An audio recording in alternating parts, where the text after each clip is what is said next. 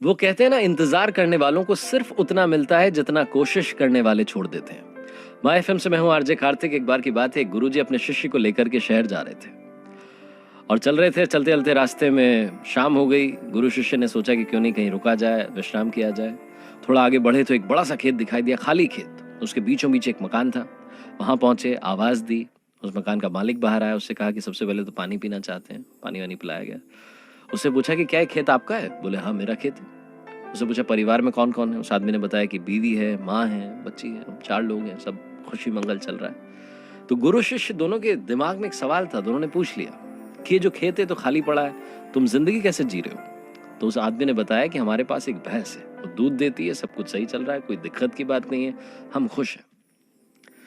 गुरु और शिष्य वहां रुके। उन्होंने कहा कि हम रुकना चाहते हैं, कल सुबह निकल जाएंगे, शहर जाना है, बड़ा लंबा रास्ता है। बोले कोई बात नहीं, रुक जाइए गुरुजी, बड़ी अच्छी बात है आप आए।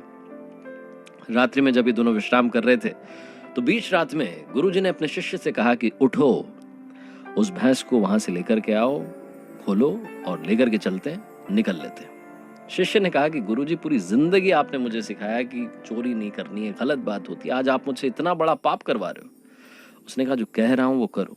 गुरु की बात शिष्य को माननी पड़ी। भैंस को वहां से खोला, उसको लेकर के चल दिए। थोड़ा आगे बढ़े, रात में ही थोड़ा दूर जाकर के उसको छोड़ दिया। शहर पहुंच गए। शिष्य अपने काम धंधों में लग गया, गुरुजी अपनी जिंदगी जीने लगे। 10-12 साल बीत गए, लेकिन शिष्य के मन में गिल्ट रही कि मेरे गुरु ने मुझसे इतनी बड़ी चोरी करवा दी, इतना बड़ा पाप करवा दिया।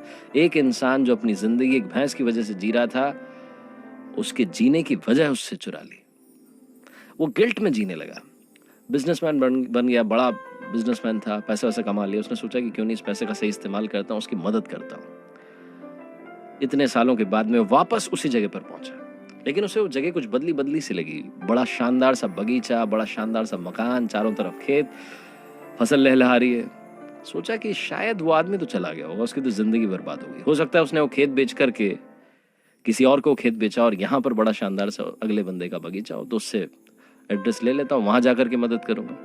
अंदर पहुंचा तो देखता है कि वही आदमी वहां बैठा हुआ है। उससे पूछा कि ये शानदार कमाल हुआ कैसे? उसने कहा कि अरे क्या बताऊं, गुरुजी के साथ आप उस दिन आए थे और बड़ी बुरी किस्मत रही, उसी रात को हमारी भैंस चोरी हो गई।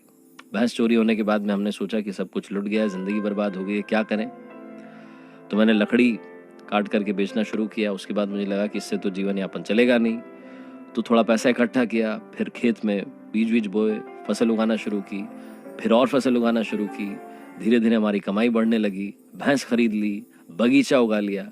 वहां से हमारी जिंदगी बदल गई। अगर उस रात को भैंस चोरी नहीं होती तो हम वैसे ही जी रहे होते जैसे जी रहे थे। शिष्य को बात समझ में आ गई कि गुरुजी ने उस दिन भैंस चोरी करने के लिए क्यों बोला था। मैंने आपसे वही कहा कि इंतजार करने वालों को उतना ही मिलता है जितना कोशिश करने वाले छोड़ देते हैं। कई बार हम उसी जिंदगी को जी रहे होते हैं जो जिंदगी जीते आ रहे हैं, और हमें लगता है कि शायद इसके आगे हमारी जिंदगी में कुछ है ही नहीं। आप में वो काबिलियत है जो शायद किसी और में नहीं। इसीलिए आपसे कहता हूं, कर दिखाओ कुछ ऐसा कि दुनिया करना चाहे आपके जैसा।